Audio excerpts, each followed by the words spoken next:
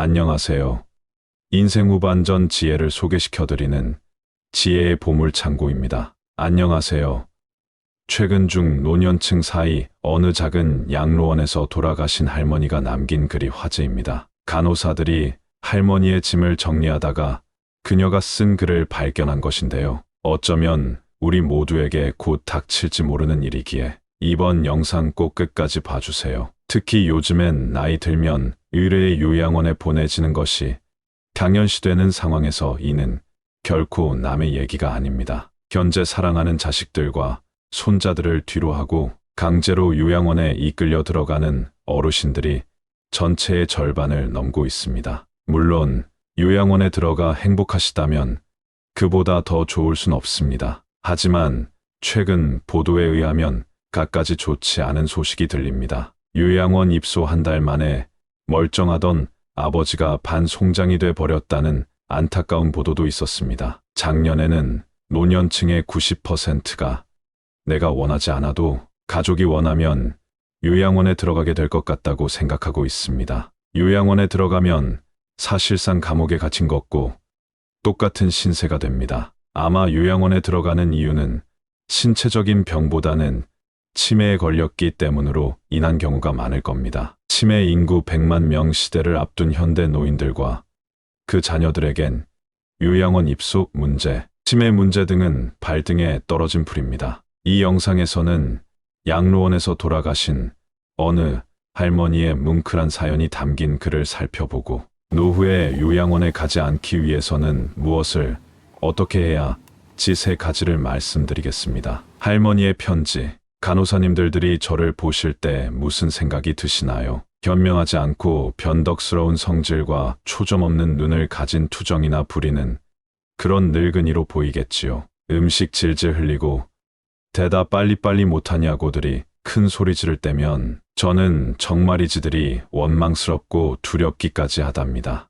당신들은 제가 그대들이 말하는 것도 제대로 알아차리지 못하는 것 같이 보이고 항상 양말이나 신발 한 짝을 잃어버리는 그런 바보 같은 노인으로 밖에 안 보이나요? 목욕을 시킬 때 내가 저항을 하든 말든 그것은 아무런 상관이 없다는 듯이 그저 설거지통 그릇만 못하고 헌신짝도 못한 몸뚱이로 보이지요. 그럴 때마다 저는 많은 눈물을 쏟아냈지만 목욕물에 감추어져 댁들 눈에는 보이지도 않았겠지요. 음식을 나누어 주는 것이 아닌 그냥 먹여주는 그대들의 눈에는 내가 그저 가축보다 못한 노인으로 비추어질 것인가요? 댁들은 항상 저를 그런 식으로 생각하셨죠. 간호사님들, 이제부터라도 제발 절 물건이 아닌 사람으로 봐주세요. 꼼짝하지 않고 이 자리에만 앉아 나의 의지는 상실되고 댁들이 지시한 대로만 행동하고 댁들의 의지대로만 먹고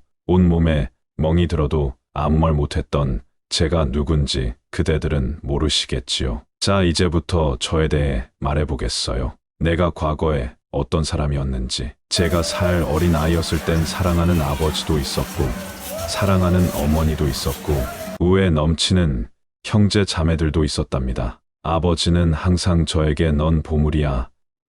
넌 눈에 넣어도 아프지 않아라는 말을 입에 달고 사셨습니다. 학생이었을 땐 발에 날개를 달고 사랑하는 사람을 만나러 다녔습니다. 20살 땐 평생 사랑을 약속한 결혼 서약을 했으며 행복한 꿈 같은 시절이 저에게도 있었죠. 25살이 되었을 땐 귀여운 어린 자녀들이 생겨났답니다. 내가 30살이 되었을 땐 그 어리기만 했던 자녀들이 급속히 성장해 세상에서 무엇과도 바꿀 수 없는 행복감을 만끽했답니다. 자녀들은 보물같이 귀했고 지금 이 순간이 영원했으면 좋겠다. 이보다도 더 좋을 순 없다고 생각했답니다. 40살이 되었을 땐 어리기만 했던 아들, 딸들이 성장해 집을 떠나게 되었지만 남편이 제 곁을 지키며 사랑한다고 계속 속삭여 주었기에 그다지 슬프지 않았답니다. 50살이 되었을 땐 제 자식들은 직장에서 일을 하고 손주를 제 무릎에 껴 있었답니다. 그때 비로 생의 참맛을 알게 되었고 저 자신의 귀함을 알고 참으로 좋구나 생각했답니다. 하지만 무서운 세월은 더없이 흘러 마침내 회색빛 날들이 찾아왔고 내 옆에 있던 남편이 먼저 하늘나라로 떠나게 되면서 앞으로의 삶이 막막했습니다. 두려운 마음에 몸이 오싹해졌답니다. 자녀들이 모두 자기의 자식을 키우고 있는 모습을 보면서 내가 걸어온 지난 길이 주마등처럼 스쳐 지나갔습니다. 저는 이제 늙은이가 되었는데 땡땡이 원피스에 선글라스도 끼고 사진도 찍던 날은 무척이나 행복했답니다. 하지만 한편으론 참으로 우습게도 늙은 저를 바보처럼 바라보는 사람들의 눈을 의식하면서 세월은 참으로 무섭고 잔인하다는 것을 알게 되었습니다. 몸은 망가지고 우아함과 활기는 떠나버렸고 이제는 영원히 버렸답니다. 하지만 시체와 같으니 늙은이의 몸속에는 아직도 가끔씩은 어린애 같은 마음이 꿈틀대며 다 망가지니 가슴도 부풀어 오르는 순간이 있답니다. 가끔 좋아하는 사람이 생겨 젊은 시절처럼 사랑도 하고 싶은 꿈을 꾸어 본답니다. 즐거웠던 일과 고통스러웠던 일들을 기억하면서 난 지금 다시 한번 현재의 삶을 살아가며 이렇게 살아가고 있답니다. 삶은 너무 짧고 빨리 지나간 지난날 영원한 것은 아무것도 없다는 엄연한 현실을 받아들이기로 했답니다. 하루하루 지나면서 내가 생각해낼 수 있는 과거의 장면들, 사랑했던 내 사람들이 하나둘씩 내 기억에서 멀어져 가는 아쉬움에 스스로 짜증도 나지만 어쩌겠습니까? 이것이 인간이 태어나서 저 세상으로 돌아가기까지의 자연적인 현상인 것인들 어찌하겠나요? 간호사님들 댁들의 청춘은 영원할 것 같지만 찰나보다 순간인 것이 우리네 인생이라 간호사님들 투정이나 부리는 늙은이로 보지 말고 좀 더 자세히 저를 봐주세요. 당신의 아버지는 아니지만 아버지일 수 있고 당신의 어머니는 아니지만 어머니일 수 있습니다. 그냥 가축에게 모이 추듯 대하지 마세요. 그냥 사람처럼 먹고 싶습니다. 멍들게 하지 마세요. 가슴에 멍을 안고 떠나지 않게 해주세요. 사는 동안 나의 간절한 소망입니다. 이 할머니의 글은 우리 누구에게나 닥칠 수 있는 가슴 먹먹한 사연입니다. 이제 우리나라는 2025년이면 인구 5명 중 1명이 65세가 넘는 초고령 사회로 진입하고 또 그런 와중에 출산율은 사상 최저치를 매년 경신하고 있습니다. 노인층은 급속도로 많아지지만 새로 태어나는 사람들은 많지 않습니다. 더구나 남녀 통합 평균 수명은 84세로 늘어났고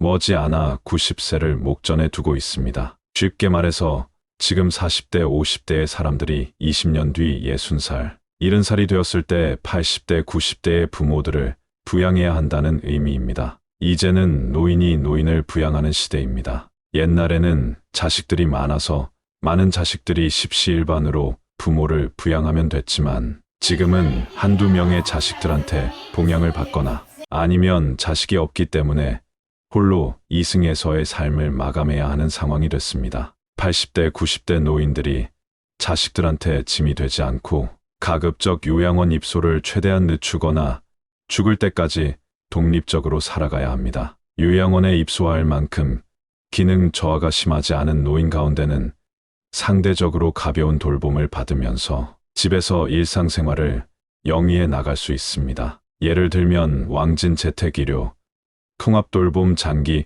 요양보험, 급여 등의 도움을 받으면서 말입니다. 하지만 우리는 왜 요양원에 보내줘야 하는가? 우리는 왜 부모를 요양원에 보내는가? 요양원에 가지 않는 방법은 없는가? 요양원은 누굴 위해 존재하나? 사실 현대사의 요양원은 거대한 산업입니다. 죽음 그 직전까지의 시간을 최대한 버티는 곳인지도 모릅니다. 대체로 요양원에 가는 이유는 신체적인 근력이 허약해진 탓보다는 치매로 인하여 돌보기가 현실적으로 어려워지기 때문입니다. 요양원으로 떠나 보낼 때 부모님의 슬픈 얼굴을 자세히 들여다보는 자식들이 얼마나 될까? 애써 외면하고 모른 척해야 하는 현실에서 자식들의 가슴도 무너지기 마찬가지입니다. 미안해하는 자식들의 면전에서 부모는 애써 슬픔을 보이지 않으려고 가는 얼굴에 억지로 미소를 띄어 보이십니다. 나는 걱정하지 말고 잘 살라는 부모의 말 한마디. 요양원에 가는 이유 중에 하나는 물리적으로 함께할 자식들이 없기 때문이기도 합니다. 요즘 한국 사회에는 이상하리만큼 애를 낳지 않습니다. 통계 분석에 의하면 2015년도부터 서울 집값이 계속 상승했고 그때부터 젊은 층이 수도권으로 계속 유입됐습니다. 수도권으로 몰려든 젊은이들이 집 구하기가 어려워졌고 팍팍한 삶의 현실을 SNS 소통으로 친구들과 공유함으로써 너도 나도 애를 낳지 않는 분위기로 바뀌었습니다. 그러니 결혼도 하지 않고 애도 낳지 않고 있는 것입니다. 지금 저출산 문제가 얼마나 심각하냐 하면 1950년 전쟁 발발 당시보다도 애를 더 낳지 않는다고 합니다. 옛날 같으면 많은 자손들이 부모를 공양하며 병수발을 했습니다. 이제는 세상이 바뀌어서 어르신들을 봉양하는 자손의 숫자가 물리적으로 부족하고 인식도 많이 달라지고 있습니다. 부모를 굳이 힘들게 부양하지 않아도 된다고 생각하는 사람들이 많아졌습니다. 좋든 싫든 부모님들은 요양원 아니면 요양병원으로 보내지게 돼 있습니다. 요양병원의 간병비는 장기 요양보험의 대상이 아니기 때문에 환자나 간병인이 100% 본인 부담을 해야 합니다. 시설 정도에 따라 들어가는 돈은 차이가 있지만 대개 120만 원 내외가 들어갑니다. 반면 요양원은 만 65세 이상 되어야 입원이 가능한데 그곳엔 상주하는 의사가 없습니다. 의사가 없기 때문에 제때 치료를 받지 못하는 경우도 많이 발생합니다. 요양원의 인적 구조는 인력이 크게 부족하여 혼자 20, 30명을 돌보는 시스템입니다. 그래서 한국의 요양원은 감옥 같다는 얘기가 나옵니다. 노인분들은 요양시설에 들어간다는 것 자체가 내가 죽으러 가는구나 생각합니다. 인생의 끝자락에 모든 것과의 이별을 준비해야 함을 너무나 잘 알면서도 자식에게 버림받는 느낌을 받는 분들이 실제로 많습니다. 자식들도 현실적으로 감당이 안 되니까 시설에 보내는 것은 부정할 수 없는 엄연한 현실입니다. 아무리 좋은 호텔 같은 곳이라도 자기 집보다 마음 편할 리 없습니다. 익숙한 환경과 익숙한 사람들이 모여 있는 곳이 제일 좋다는 의미입니다. 자, 그렇다면 요양시설에 들어간다고 하더라도 그 시기를 최대한 늦출 수 있는 방법은 무엇인가? 어떻게 하면 주어진 노후의 시간을 가장 행복하게 보낼 수 있을까? 그 방법에 대하여 많은 학자들과 전문가들이 연구하여 발표했습니다. 관점에 따라 약간 달리 주장할 수 있겠으나 대부분의 연구 결과들을 요약해보면 다음과 같은 세 가지로 명쾌하게 정리됩니다. 다음을 꼭 기억하신다는 목적으로 청취하고 실천하신다면 틀림없이 큰 도움이 될 것으로 확신합니다. 첫째는 신체적 건강 수명을 늘려야 합니다. 신체적인 목숨만 오래 늘리는 것은 오히려 불행의 씨앗입니다. 노후에 요양원에 가지 않으려면 무엇보다도 신체적으로 홀로 견뎌낼 수 있는 능력을 갖추는 일이 가장 중요합니다. 그 핵심은 근력을 키우는 것입니다. 50, 60대에 접어들면 근력이 쭉쭉 빠지고 노화가 급속도로 진행되는데 이를 막거나 늦추는 유일한 방법은 근력 운동뿐입니다. 운동을 하지 않으면 팔다리가 가늘어지고 골다공증이 찾아오며 허리나 어깨가 굽게 됩니다. 수영, 줄넘기, 테니스, 골프 등 여러 가지 운동이 있지만 나이 먹을수록 혼자서도 할 수 있는 운동은 걷기입니다. 걷기는 심폐 기능을 향상시키고 혈액순환을 촉진시켜 심장 질환을 예방하고 체지방을 감소시켜 비만을 개선하고 당뇨, 고혈압, 고지혈증 등 성인병을 예방하고 치유하는 데 도움이 됩니다. 지속적으로 뼈를 자극하여 고밀도를 유지 및 증진시켜 골다공증을 예방합니다. 또한 스트레스, 불안감, 우울증을 감소시켜 정신건강에도 도움이 됩니다. 걸으면 혈류가 두뇌 쪽으로 왕성하게 흘러 뇌 건강에 매우 좋습니다. 걷기의 효과는 100가지도 넘습니다. 걷는 일이 지루하다면 걸으면서 유튜브를 듣거나 좋은 글귀 혹은 성경 구절 등을 암송하며 걸으시면 뇌를 자극하여 신경세포가 활성화되는 효과도 있습니다. 걷기는 돈이 들지 않고 혼자서도 할 수 있으며 상상 이상의 효과를 볼 수 있다는 점에서 적극 추천을 드립니다. 둘째는 정신건강을 유지해야 합니다. 가장 중요한 것은 치매와 우울증에 걸리지 않는 것입니다. 우리나라 치매 환자 수는 2016년 약 66만 명이던 것이 2021년 약 90만 명이고 2025년에 이르면 107만 명, 2050년에 이르면 302만 명으로 늘어날 전망입니다. 이때가 되면 전체 노인의 15.9% 치매 환자가 됩니다. 심각한 사회 문제가 될 전망입니다. 치매의 원인 중 하나는 미세먼지입니다. 미세먼지가 많아지며 미세먼지를 많이 들이키는데 이 때문에 나이를 먹으면서 뇌가 수축되어 치매 현상이 생기기도 합니다. 치매를 획기적으로 치료하는 약은 아직 개발되어 있지 않습니다. 다만 치매를 지연시키는 약이 개발되어 있을 뿐입니다. 치매를 예방하기 위해서는 앞에서 설명드린 걷기가 좋습니다. 많이 걸으면 피가 두뇌 쪽으로 몰려 뇌가 활성화됩니다. 또한 머리를 많이 써야 뇌신경 세포가 풍성하게 생겨납니다. 걸면서 시가를 자꾸 생각하고 암송하면 도움이 됩니다. 나이 먹은 사람들은 한문이나 외국어 등을 학습하면 치매 예방에 좋습니다. 그리고 권장하고 싶은 한 가지가 있다면 그것은 바로 일기 쓰기입니다. 신체적 건강 수명을 늘리기 위한 방법으로 걷기가 좋다면 정신적 건강 수명을 늘리는 방법으로 일기 쓰기가 좋습니다. 왜냐하면 일기를 쓰기 위해서는 그날의 일을 되돌아보아 생각해내야 하기 때문입니다. 과거 일을 상기하여 기억해내고 되새김질하는 것은 뇌 해마에 자극을 주어 신경세포가 활성화되는 아주 좋은 방법입니다. 책을 읽거나 여행을 가거나 뭔가 새로움을 계속 추구하는 일이야말로 뇌를 젊게 만드는 최고 비결입니다.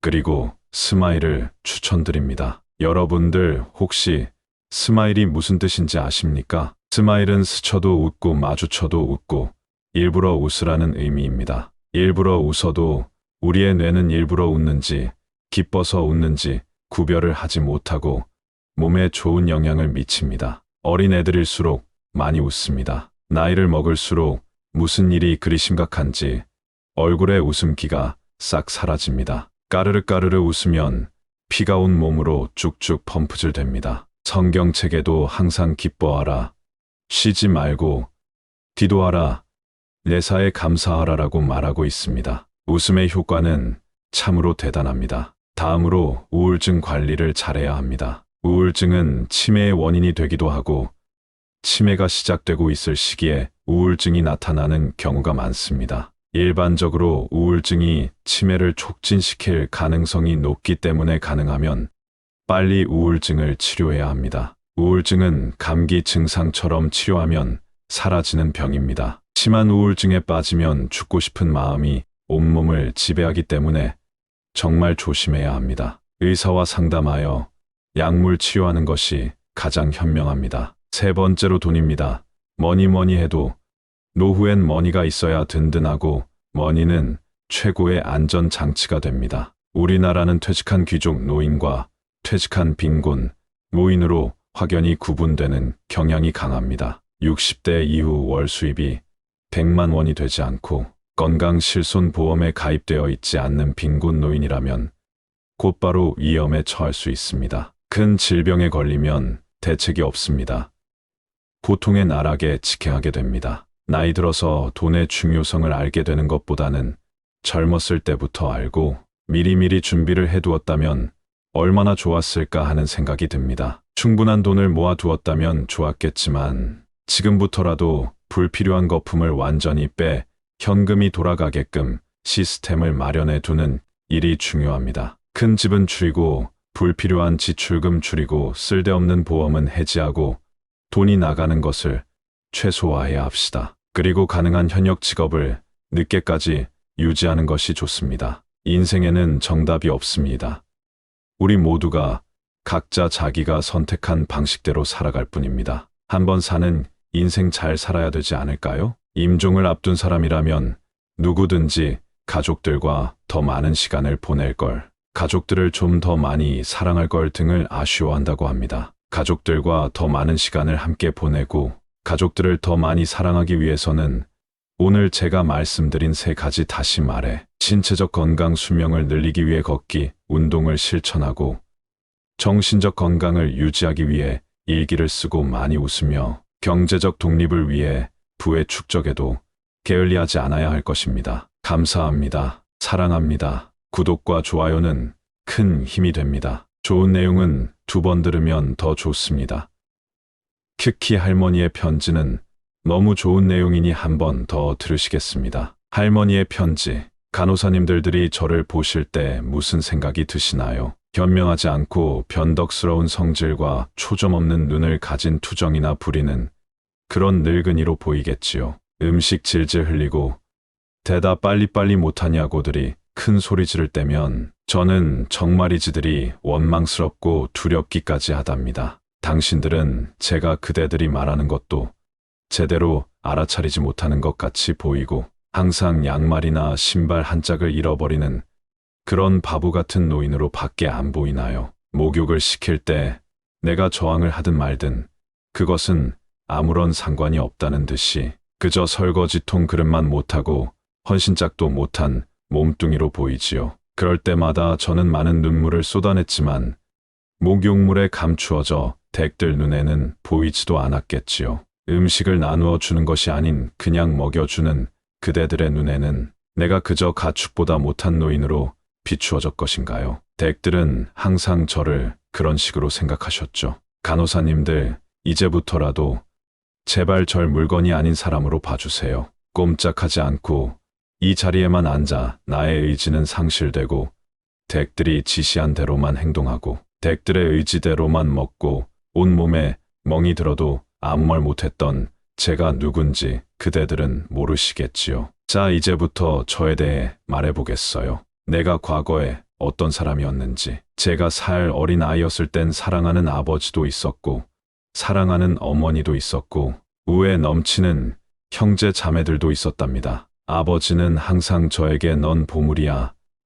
넌 눈에 넣어도 아프지 않아라는 말을 입에 달고 사셨습니다. 학생이었을 땐 발에 날개를 달고 사랑하는 사람을 만나러 다녔습니다. 20살 땐 평생 사랑을 약속한 결혼 서약을 했으며 행복한 꿈 같은 시절이 저에게도 있었죠. 25살이 되었을 땐 귀여운 어린 자녀들이 생겨났답니다. 내가 30살이 되었을 땐 그 어리기만 했던 자녀들이 급속히 성장해 세상에서 무엇과도 바꿀 수 없는 행복감을 만끽했답니다. 자녀들은 보물같이 귀했고 지금 이 순간이 영원했으면 좋겠다. 이보다도 더 좋을 순 없다고 생각했답니다. 40살이 되었을 땐 어리기만 했던 아들, 딸들이 성장해 집을 떠나게 되었지만 남편이 제 곁을 지키며 사랑한다고 계속 속삭여 주었기에 그다지 슬프지 않았답니다. 50살이 되었을 땐 제 자식들은 직장에서 일을 하고 손주를 제 무릎에 껴 있었답니다. 그때 비로 생의 참맛을 알게 되었고 저 자신의 귀함을 알고 참으로 좋구나 생각했답니다. 하지만 무서운 세월은 더없이 흘러 마침내 회색빛 날들이 찾아왔고 내 옆에 있던 남편이 먼저 하늘나라로 떠나게 되면서 앞으로의 삶이 막막했습니다. 두려운 마음에 몸이 오싹해졌답니다. 자녀들이 모두 자기의 자식을 키우고 있는 모습을 보면서 내가 걸어온 지난 길이 주마등처럼 스쳐 지나갔습니다. 저는 이제 늙은이가 되었는데 땡땡이 원피스에 선글라스도 끼고 사진도 찍던 날은 무척이나 행복했답니다. 하지만 한편으론 참으로 우습게도 늙은 저를 바보처럼 바라보는 사람들의 눈을 의식하면서 세월은 참으로 무섭고 잔인하다는 것을 알게 되었습니다. 몸은 망가지고 우아함과 활기는 떠나버렸고 이제는 영원히 버렸답니다. 하지만 시체와 같으니 늙은이의 몸속에는 아직도 가끔씩은 어린애 같은 마음이 꿈틀대며 다 망가지니 가슴도 부풀어 오르는 순간이 있답니다. 가끔 좋아하는 사람이 생겨 젊은 시절처럼 사랑도 하고 싶은 꿈을 꾸어 본답니다. 즐거웠던 일과 고통스러웠던 일들을 기억하면서 난 지금 다시 한번 현재의 삶을 살아가며 이렇게 살아가고 있답니다. 삶은 너무 짧고 빨리 지나간 지난날 영원한 것은 아무것도 없다는 엄연한 현실을 받아들이기로 했답니다. 하루하루 지나면서 내가 생각해낼 수 있는 과거의 장면들, 사랑했던 내 사람들이 하나둘씩 내 기억에서 멀어져가는 아쉬움에 스스로 짜증도 나지만 어쩌겠습니까? 이것이 인간이 태어나서 저 세상으로 돌아가기까지의 자연적인 현상인 것인들 어찌하겠나요? 간호사님 님들 댁들의 청춘은 영원할 것 같지만 찰나보다 순간인 것이 우리네 인생이라. 간호사님들 투정이나 부리는 늙은이로 보지 말고 좀 더 자세히 저를 봐주세요. 당신의 아버지는 아니지만 아버지일 수 있고 당신의 어머니는 아니지만 어머니일 수 있습니다. 그냥 가축에게 모이 추듯 대하지 마세요. 그냥 사람처럼 먹고 싶습니다. 멍들게 하지 마세요. 가슴에 멍을 안고 떠나지 않게 해주세요. 사는 동안 나의 간절한 소망입니다. 요양원에 가지 않기 위해서 해야 할 3가지 행동도 다시 한번 들으시겠습니다. 감사합니다. 사랑합니다. 구독과 좋아요, 댓글은 영상 제작에 큰 힘이 됩니다. 지혜의 보물창고였습니다.